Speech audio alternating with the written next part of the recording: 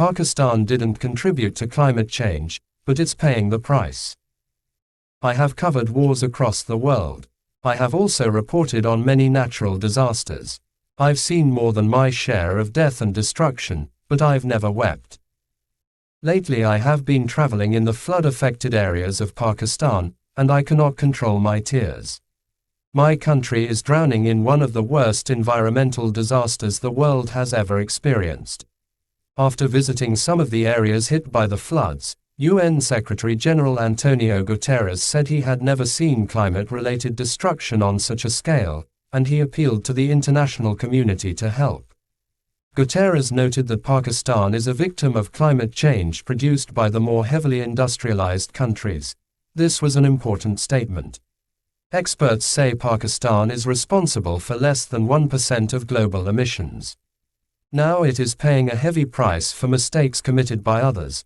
1/3 of Pakistan is underwater, an area equivalent to the size of Britain. Most of the flooded areas I was able to visit only by boat. I am short of words to explain this human tragedy. Why can't I control my tears? When women and children besieged by floodwater saw me, they started crying for help from the rooftops of their homes. They were desperate to be evacuated. I did my best to help, but sometimes I was unable to because my boat was too small. Many people told me that they had gone for days without eating or drinking.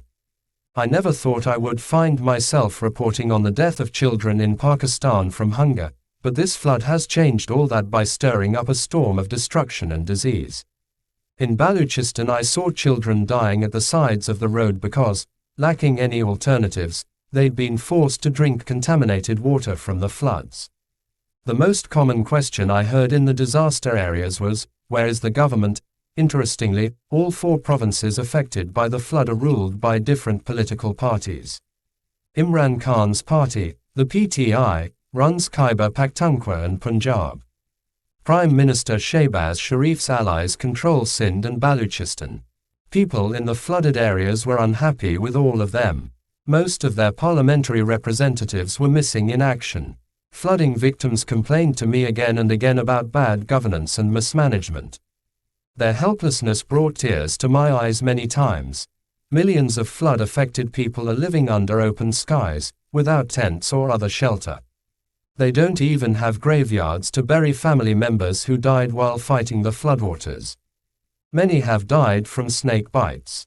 On several occasions, the appalling conditions forced me into the role of relief worker, but then I had to remind myself that I am a journalist. My job, as I see it, is to give voice to millions of my voiceless countrymen.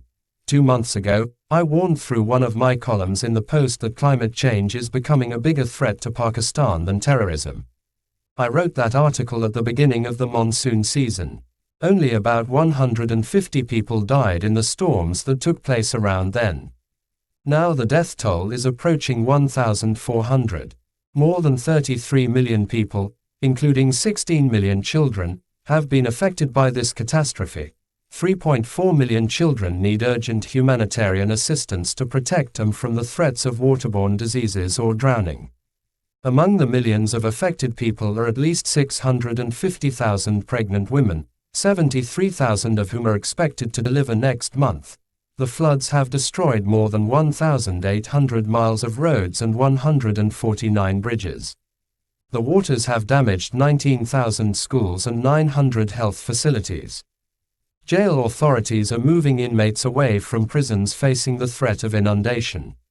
I saw hundreds of date, banana and coconut farms washed away by floodwater. Wheat, rice and cotton crops have suffered immense damage. The Pakistani economy has suffered losses estimated at $30 billion. The disaster is likely to exacerbate unemployment and hunger. Don't forget that poverty has always contributed to extremism in countries such as Pakistan. Our country has the right to demand climate justice. Happily, the United States has already announced an aid package.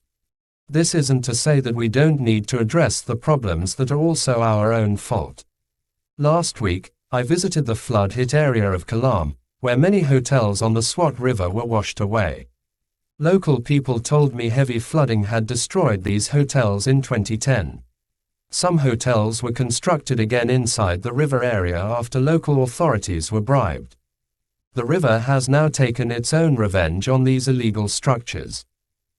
Pakistan apparently learned no lessons from the 2010 floods. Deforestation was a major cause of those floods, and it has played a similar role again in the floods of 2022. Climate change activists estimate that Pakistan faces some of the highest levels of disaster risk in the world. We, and the world, need to stop repeating our mistakes if we don't want matters to get even worse. For more English articles from all English newspapers, subscribe our YouTube channel Zigzag News Explores Literature.